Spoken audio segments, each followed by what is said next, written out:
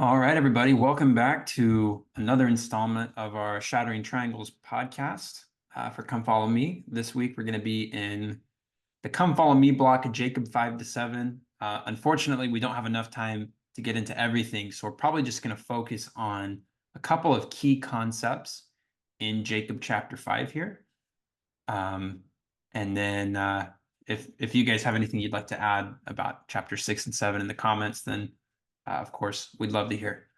But I think to kick us off here, I'm probably just going to turn the time over to Josh. I know that he has written quite a bit in the last week, just on almost on a personal scale, how some of the concepts here in Jacob 5 relative to grafting in wild branches or the natural branches, cutting out wild branches, how all of that can apply on a personal level, both in the way that we are learning, so in the pace in which we're receiving truth, and as teachers of truth, when we're assisting other people, I think, in the process of receiving greater light. So missionary work of all Well, forms and kinds.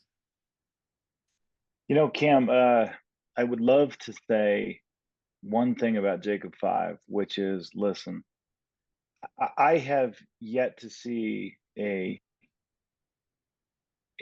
non-faithful or skeptic explanation of Jacob 5 that is even in the zip code of being satisfactory. Um, that suggests any way that um, a guy who really is a kid, with all due respect to you, Cam, you're a fair bit. You're either the same age or a fair bit, 2 or 3 years older than Joseph was when the Book of Mormon got published. He's 25 years old um, at the time the Book of Mormon got published. There is literally nothing in the ancient world that Joseph would have had any way of accessing or reading that has anything like the complication, the subtlety, and the power of Jacob 5. Jacob 5, like if you're looking for the one place that's sort of your checkmate, if you're in a Book of Mormon argument, you have to get you have to yourself understand some of the nuances of Jacob 5 and be able to explain them. And if you can, uh, that's your checkmate. It's it's basically impossible to explain other than through uh, a revelatory experience, and more importantly, through some kind of a ancient Near Eastern text.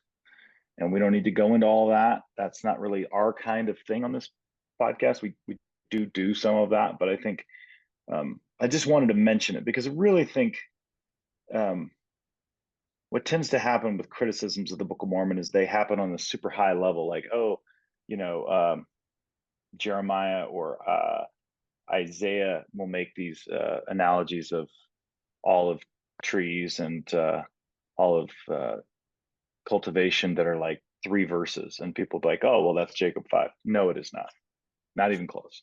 I don't know if you have any thoughts on that before we jump into this other stuff. Yeah, no, I super love that. And especially because as we'll get in here, even some of what you've highlighted, but it, just in the larger passage as well, there's the nuance in the language and the detail and the comparisons that are being made in the allegory here, um, down to the smallest detail, are necessary and intentional and reflect kind of this larger pattern that's going on. So it is masterful and filled with the spirit of prophecy, no matter how you account for it.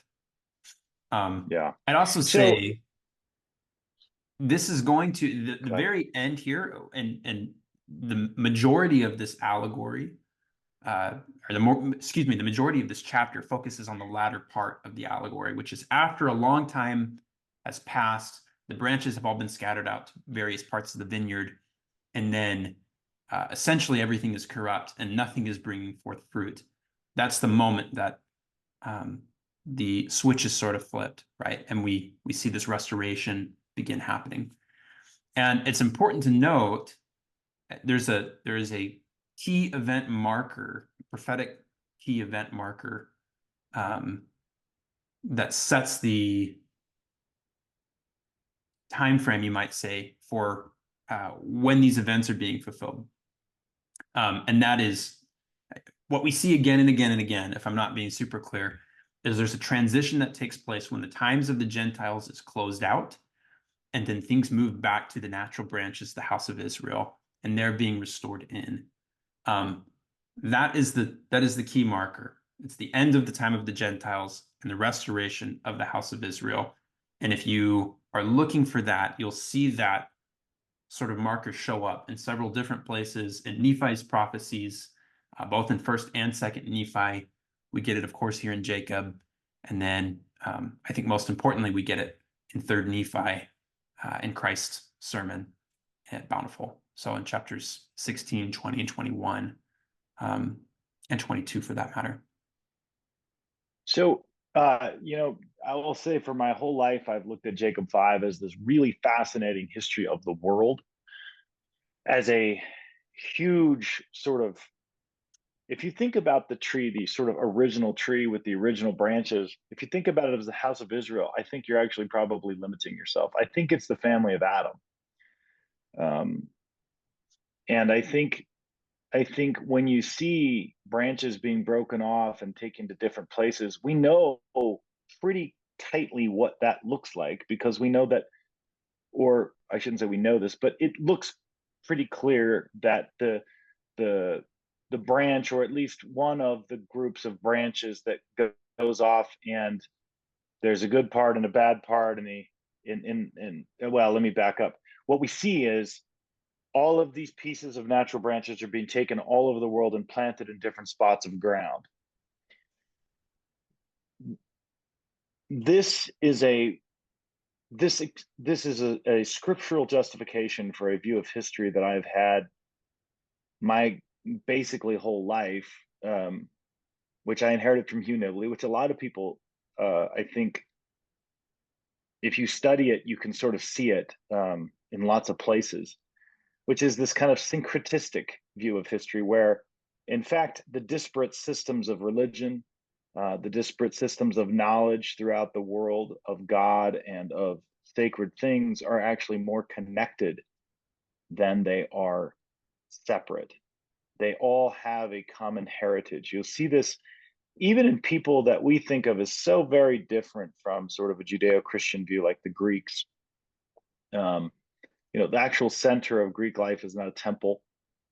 The center of Greek religious life is an altar where they offer sacrifices to the gods. And the purpose of the sacrifices to the gods is to purge themselves of hamartia, or sin. And, you know, this is throughout Near Eastern religion. And it's not just Near Eastern religion. In fact, you can find parallels to a lot of these things in Far Eastern religions, and in India, and all throughout the world. So this idea that the Lord takes people and spreads them throughout the planet and teaches them according to their own knowledge and understanding and wisdom and language is so crucial to the Book of Mormon, and is explained in such great detail here in Jacob 5. I love every single piece of that. I think if you can start to think of things in that way, you can find beauty and truth and see things that are maybe lost or corrupted or changed or tweaked in lots of places. And I think that's a really useful exercise, because it's an antidote for what I think we sometimes get in the LDS Church. We get a little insular and we kind of think, well, we have all of that. We have all the truth. Yes, maybe so. In some ways, but in many ways, there are a lot of things we can learn from other folks who, in many cases, are branches that were broken off thousands of years ago and taught in their own way. And at least I believe, and we don't know, we don't have their records, we don't understand all of that stuff yet. But you can see so many echoes throughout the world, you know, ancestor worship in Shinto, which is, you know, could easily be thought of as just a corrupted version of some of the things that we believe about our ancestors. I don't know if you have any thoughts on that, Cam, and then No, I'll yeah, jump into I this do. other I really stuff. like that. You know, to that point, maybe even specifically on the ancestor note, I actually think that ties into all of this really well. The roots. So what we see are the branches are the people, right? Or the groups of people, and there are several layers, right, and levels, I think, on which you can read this. But um, the easiest, I think, way that, the maybe baseline way to think about this is the branches are the people that are being grafted in. The roots are the fathers that belong to the tradition or the nation. The covenant fathers, you might say, that they're being grafted into. I had this um, I'd call it revelation. It was definitely more than insight into kind of how the priesthood functions and just the forms and the channels through which revelation is given a few months ago, last fall maybe. And I believe, and you can see this parsed out, and maybe I'll do this one day in a separate video, kind of diving into the scriptures and some of what we get from the prophet Joseph. That revelation is very tightly connected to one's own um, covenant family, you might say, right? And so what we get at the very beginning here with this central tree um, is we have these covenant fathers or these roots that I think you could say this is the same covenant that's being made to the family of Adam, going back to Adam, right? And then working its way down through Noah, Melchizedek, Abraham, Isaac, Jacob, et cetera, et cetera. And this is a patriarchal line, you might say, that goes directly back up to Christ and the Father, right? Which is why it is through the medium of these covenants and the family, the house of Israel, that spiritual blessings ultimately come, right? Which is why there's this need to be grafted into the house of Israel, because it's putting you in that family line through which you can then receive revelation. Because what we see is that when a righteous person obtains a promise for their posterity in this world, whereby they can become an eternal minister for them, that when they leave this world, and this is what Joseph says, they continue to preside over their posterity and the work that the Lord is doing relative to them. So I hope that makes sense, and I'm not getting too off the beaten path here with what we wanted to talk about. But these things matter because what's No, happening I is we think it makes have. perfect sense. Okay, perfect. So I was gonna say we have these branches that are connected to the roots, right? And so I think you can start to maybe go back and think about it in this framework. When these are being scattered out, um, they have dual effect, right? And that the branches can actually be nourishing to the entire tree and preserve it in some ways. And then at the end, when all of these branches are gathered back in, it actually provides means by which all truth can then come together and all be reconciled. So yeah, perhaps we'll dive into I that love a it. bit more in a future video, but that just to say the lifeblood of the true vine that originates with God the Father um, is distributed all throughout the world, to Josh's point. And of course, we'll come to a point where everything is corrupted and it's no longer producing fruit. And that's the context in which the Lord begins to do his great and marvelous work. Yeah. So we get asked a lot here on our channel, our Facebook page, just personally. I know Cam and I both get asked things like, how are we not progressing faster? Why am I not getting the revelations that I want? What is it that I need to do? One that I get a lot is I don't think I've ever been born again. How am I born again? There's some things about that. And then the other question that we get is quite related is, what is it that's different between you guys and somebody like a Chad Daybell or Lori Vallow? Aren't you guys all on the same weird path, this, whatever you want to call it, Mormon Gnosticism, I think it's been called, path? And the answer is, there are some differences and there are some things, but there are some principles that are actually here in Jacob 5 that I think really matter a lot. The first thing is that a lot of us have this sense We have talked about this ad nauseum on this podcast, and we will continue to talk about it because it's such an important principle. There's this sense that God is resisting you. That is, you need to work harder, do more, so that he will give you more. And that's the only way you're going to progress, is to really push the envelope and sort of like drive God to give you stuff. And it's just not true. The limiting factor in what you can receive from God is not God's ability. It's not that God doesn't want to give it to you.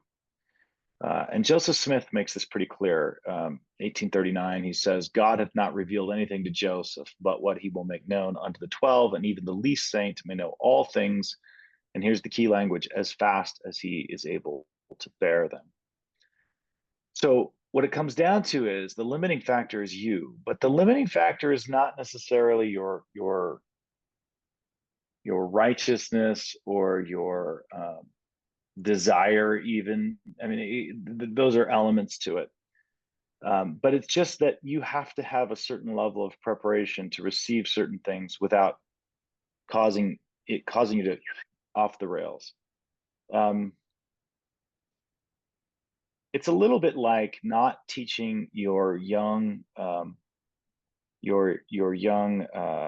student calculus the first day, because if you try, the conclusion that that person will come to is, I'm not cut out for math, I'm not doing it. And then they'll never learn to count, maybe even, you know. We have so many things that we have to learn to get to the place that we need to go. And what's great about this, and Jacob 5 makes this so clear, is that the Lord has charge of this. And the servants, and I am absolutely convinced that these servants are those in the family lines of the people that they are serving, that their responsibilities for their families don't go away at their deaths. And if you've been to the temple, if you haven't been to the initiatory rooms recently, you should go back, because if you go, you will realize that the people who have died have not yet finished their work on the earth. That's very clear in the temple, and that's just something you can think about on your own. I'm not going to go into it any more than that. So if we look at, we're going all the way to verses 56 through, we'll skip a few and then we'll get to 65. But this is what the servants are doing at the instruction of the master of the vineyard. And they took also of the natural trees which had become wild and grafted into their mother tree. And the Lord of the vineyard said unto the servant, pluck not the wild branches from the trees, save it be those which are most bitter, and in them ye shall graft according to that which I have said. And we will nourish again the trees of the vineyard, and we will trim up the branches thereof, and we will pluck from the trees those branches which are ripened that must perish, and cast them into the fire. And this I do, that perhaps the roots thereof may take strength because of their goodness, and because of the change of the branches, that the good may overcome the evil. So we think about this on a macro level all the time, that there's bad branches that need to be plucked. But in us, as a tree, we also have wild branches, and we have good branches. And the Lord of the vineyard is saying to his servants that are managed, the angels that have charge of us, are being tasked not to pluck the wild branches from the trees, save it be those which are most bitter. And in them ye shall graft according to that which I have said. So here's an interesting way to think of it. If you think of yourself as a tree with negative characteristics, sinful tendencies, desires primarily are what we're talking about, but it can be other things that are not appropriate, the Lord plucks those, the most bitter ones only. And in place of them, he can transplant righteousness. But, and this is the part that's so important, as they well, let me keep going. So he can put the grass in there of the good trees. Now, you could imagine a case where God went through and just cut all of the trees, all of the branches that are bad, all of them that are wild, they get plucked, they get cast into the fire, and then instantaneously all of the natural branches that he wants get grafted in, and that's what we do. The problem with that is that a graft takes time to take hold. What happens is the sap runs up the tree, goes through into this branch, and over time it develops a woody structure in the graft, and now it can hold. The problem is that all of you, if the only branches that a tree has are grafted in, and especially if they're newly grafted in, if those are the only branches that it has, the grafts will fail because the sap in the springtime, as it runs up the tree, it will it will overwhelm the grafts, and there'll be so much sap in those grafts that you can never get the wood to form, and you'll never get those grafts to take hold. So you don't cut all of the branches and then just graft new branches in. You go piece by piece. And this is what the Lord is doing, is what he instructs his servants to do. He says, wherefore dig about, this is verse 64, dig about them and prune them and dung them once more for the last time at the end draweth nigh. And if so be that these last grafts shall grow and bring forth the natural fruit, then shall ye prepare the way for them that they may grow. So once you've grafted the branches in, you wait a season, you wait and see what happens, right? How do you know you've waited a season? Well, you have to have waited a season or you wouldn't know if you had natural fruit yet, right? Because they don't fruit. They only fruit one time a season. So you wait. Once they start to bring forth the natural fruit, then if they do that and they grow, then you prepare the way for them that they may grow. And the way that you do that is in the next verse. And as they begin to grow, ye shall clear away the branches which bring forth bitter fruit, according to the strength of the good and the size thereof. So if the good gets big enough and strong enough and it needs the room, then you can cut the wild branches off. And ye shall not clear away the bad thereof all at once, lest the roots thereof shall be too strong for the graft, and the graft thereof shall perish, and I lose the trees of my vineyard. That's what we were just talking about. You don't clear away the bad, you clear it away so that the root and the top stay equal. For it grieveth me that I should lose the trees of my vineyard. Wherefore ye shall clear away the bad, according as the good shall grow, that the root and the top may be equal in strength, until the good shall overcome the bad, and the bad be hewn down and cast in the fire, that they may cumber not the ground of my vineyard, and thus will I sweep away the bad out of my vineyard. So this is the same process that God uses with us, and that I believe our own ancestors are deeply involved in.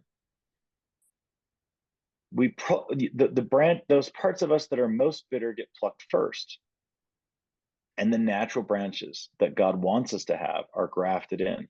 We have to let those grafts grow, and those natural branches have to bear fruit before other wild branches can be clipped and new natural branches can be grafted in, and we can then bear more fruit. It's a simple process and simple analogy, but it's so powerful. This answers both of the questions. Why is it taking me so long to receive? And sadly, I think it answers the question of why some of us get up over our ski tips. And it's because what'll happen is you'll get a natural branch grafted in the spot where the wild one was.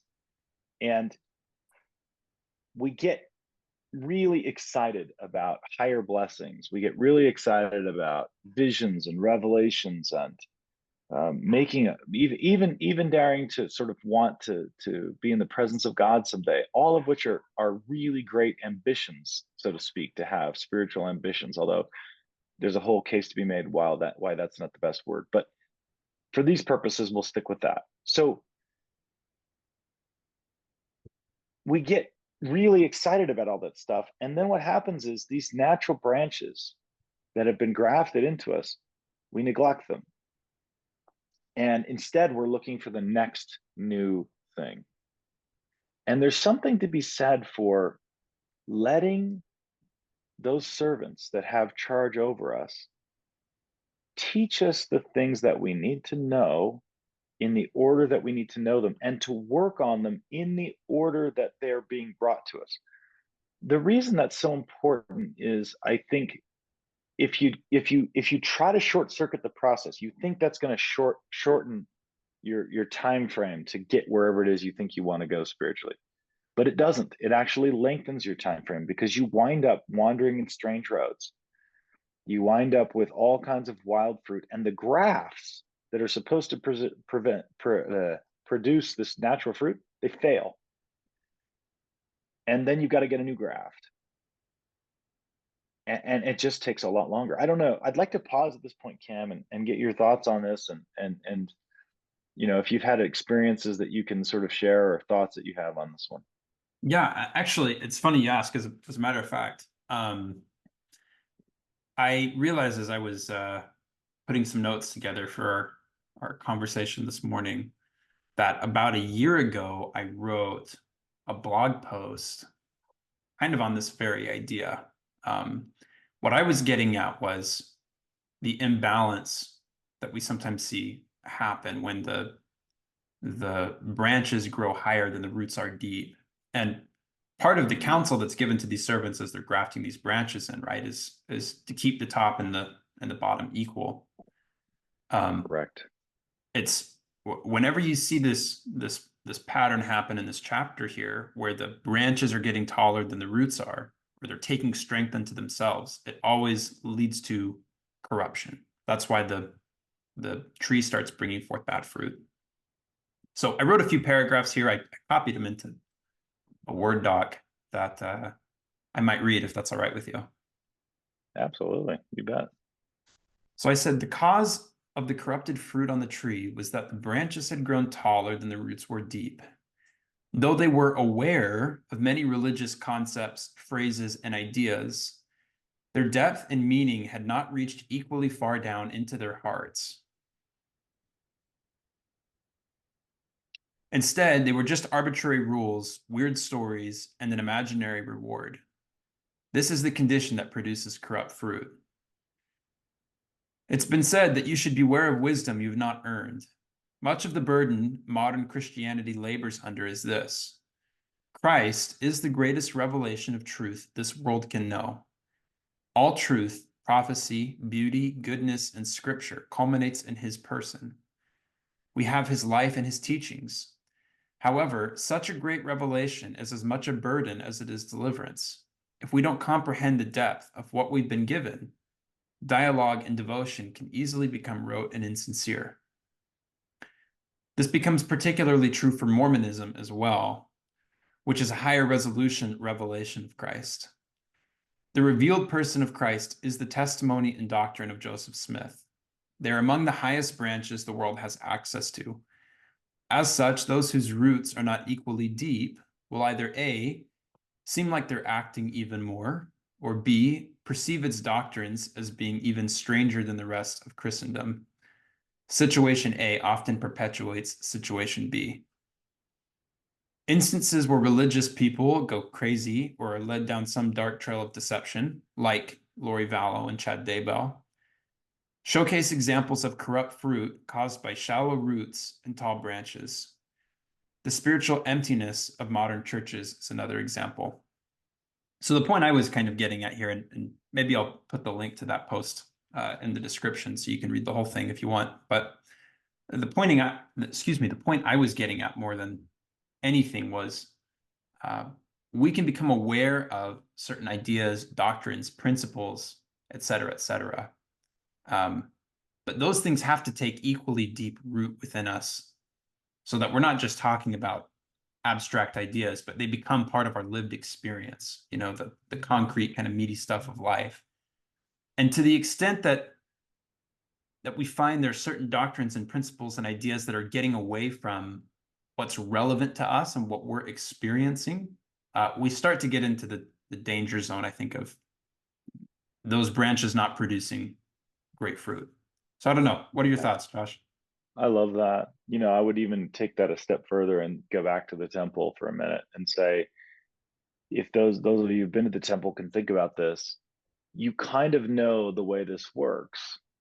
When you're trying to get more light and knowledge, you don't always, the first person that shows up is not always the right one you want to listen to. Sometimes you got to be patient, and you have to sort of understand that each thing that's being asked of you is the right thing for you to be doing right now. And so you'll get a revelation maybe to, I don't know, call a friend, do better on your, do better with a home teaching or I guess a ministering family that you have, or something to do with your calling in church. And you'll say, well, but I want to know about the divine feminine. Okay.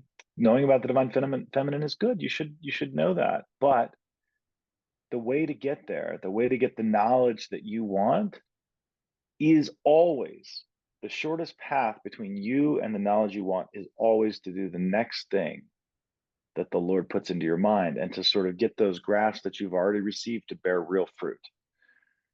I think that's an easy one to sort of overlook.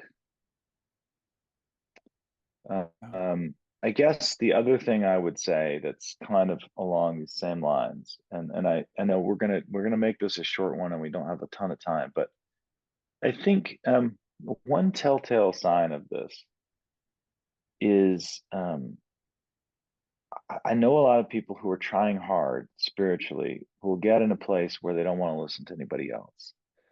They're pretty much convinced that they're doing everything correctly, and it's actually a real problem because the spiritual promptings that you get from your own ego or from the adversary or some combination thereof, those can seem really like the same basic spiritual channel that you're used to hearing through. um, I don't know how else to say it better. It's sort of like you tune into this frequency and you're used to hearing the Holy Spirit, and every once in a while, if you're in the wrong place, the voices that'll come through that same spiritual channel are not the right ones. And it makes it really difficult because a lot of people who go through this, they wonder, well, I can't trust any of the promptings I get anymore. Now, where does that leave me spiritually? And the answer is, it you can trust the promptings, but you just have to put yourself in a place where you can be reached by the right voices, by the right influences. And this is not a new teaching. Good heavens, I think every prophet and every apostle ever has taught something like this. Spencer Kimball used to use the analogy of a radio, which doesn't even make sense to a lot of people anymore with digital tuners. But back in the day, for those of us who remember this, there was a little dial, and if you just got it just right, or when I was a kid, we had rabbit ears for our TV. So if you held the rabbit ears and you stuck your leg out, then you could get the signal. This is the kind of care. But what's great about it is you can know, Cam, that you're being led. You can know and have confidence that where you are right now is exactly where you need to be. And if you are just doing the things that you're learning, and if you're not being like Naaman the Syrian, I love that story where he's like, I don't want to wash in the Jordan 7 times and be clean. If he and he gets the comment, if the prophet had bid you do some great thing, you would have done it, right? It's like, yeah, okay. How much more when he says wash and be clean? And can And I I just really comment think on what's that? cool. Oh, And please do. I was just let me finish and just say sure. I'm really think what's cool about this is that there are servants who have charge over us who are helping us, and I think that's pretty cool. Go ahead. No, I mean, to I think tie into what you're getting at, they very often are the voices that are asking us to do, some of the simple mundane things uh, that lead to those blessings. My experience has been sincerity is a prerequisite to have prayers answered, and it's impossible to ask the Lord for things from a place of sincerity that don't belong to um, our immediate relevant experience. If we're getting too far outside of what's right here, what we're experiencing, what is important and relevant to us, and our next steps and the things that we need to take action on, um, it becomes more of a curiosity, and we're not quite staying, I think, in the realm of living by every word that proceeds forth from the mouth of God. Interestingly enough, my experience also is if I have a deep-seated question, like whether it's divine feminine or some other topic, turning and pursuing the will of the Lord from day to day actually, I find, puts me in situations where there are things in my immediate experience that I find start teaching me about the patterns that are rippling, up and down all throughout eternity. Boy, I could not agree more. I could not agree more. If I have a question, honestly, most of the time, the best thing for me to do is ask the question and then be obedient and patient. And the answers come through things that are weird, through ways that you wouldn't necessarily expect. And then it comes in a way that is relevant to you. I can't think of a better word. There may be one, but it comes in a form that is concrete to your reality, right? What like is a description of what you're experiencing, and then you see how it It, fits. it it gives You you experience how it it comes fits.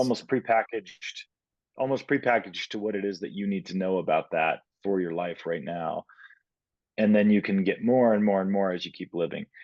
So, look, I think we should probably wrap this up, Kim. We're going to make this one a short one, but Jacob 5, read it, pay attention to it. Guys, this is your trump card if you really are worried about whether the Book of Mormon has truth in it. I think there's more truth here than we could unpack in 10 videos, I think. Yeah, love it.